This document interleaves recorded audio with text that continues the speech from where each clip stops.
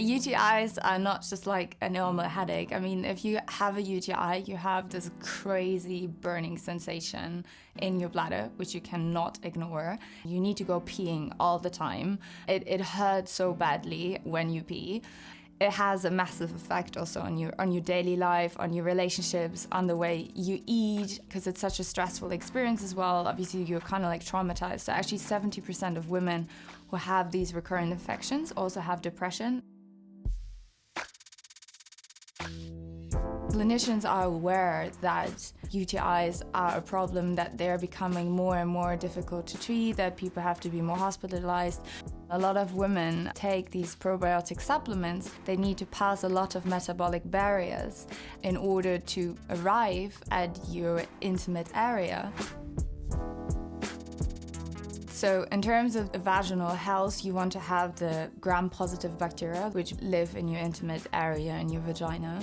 You have also gram-negative bacteria, which are associated with these recurrent infections. Gram-negative bacteria are, for example, also chlamydia, are gonorrhea, but are also these UTI bacteria, like E. coli bacteria. The bad bacteria start colonizing the vaginal flora. They start colonizing your intimate area. And by colonizing your intimate area, they cause these recurrent infections.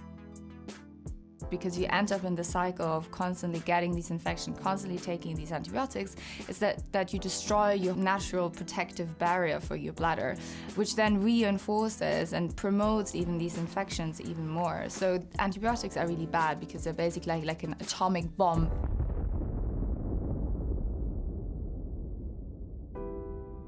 Our solution is very unique because it allows for a very targeted killing.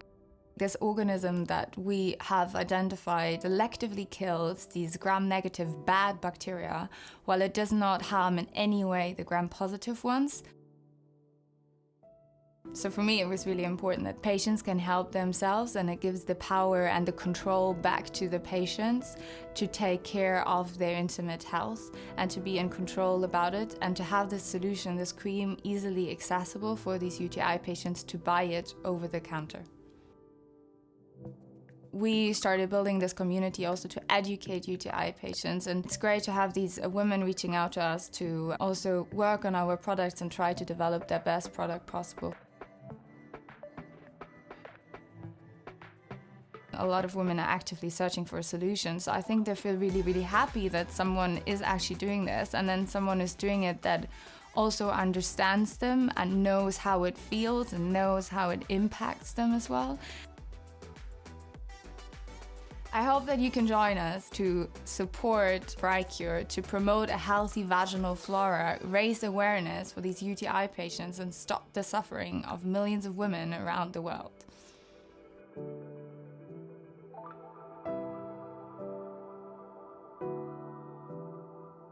We're now joined by the CEO of Brightcure, Chiara Heidi. Hi, Chiara.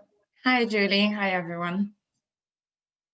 Now, Chiara, the film makes it clear that your patient experience has played a vital part of the Brightcure journey.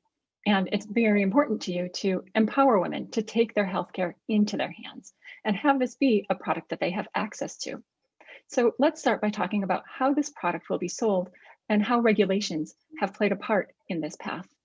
Yeah, sure. So we are launching our vaginal cream actually as a cosmeceutical product, so as a consumer health product onto the market. And we actively chose this regulatory pathway to allow to launch our cream actually already next year, which is super exciting. And despite being a consumer health product, although our technology is backed up by decades of scientific research from world-leading institutions, and we also actually partner, our approach is very science-driven, obviously being a scientist myself. We're also currently planning clinical trials to conduct them early next year with our prototype. And can you add a little more detail around the timeline for product development and release? Yeah, sure. So as I just said, we're basically in the final steps of putting our organism, our freeze-dried organism and the formulation together. And then given on current estimates, we hopefully have a prototype ready. We already have a wait list of women waiting for the product to trial it. And then hopefully we can do the clinical testing early next year and then launch our product end of next year.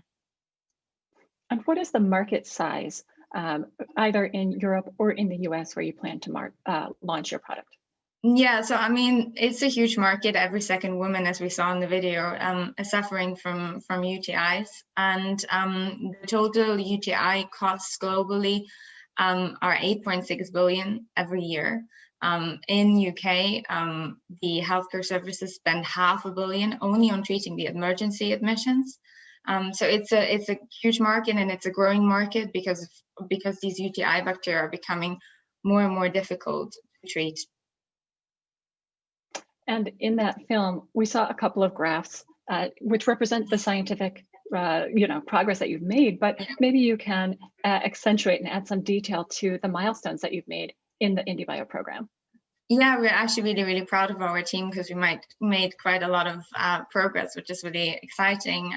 So we basically completed successfully the efficacy study, so we could show that our organism selectively actually kills these bad UTI bacteria that I was describing in the video, and does not in any way harm the good bacteria that constitute a healthy vaginal flora. So that's really exciting.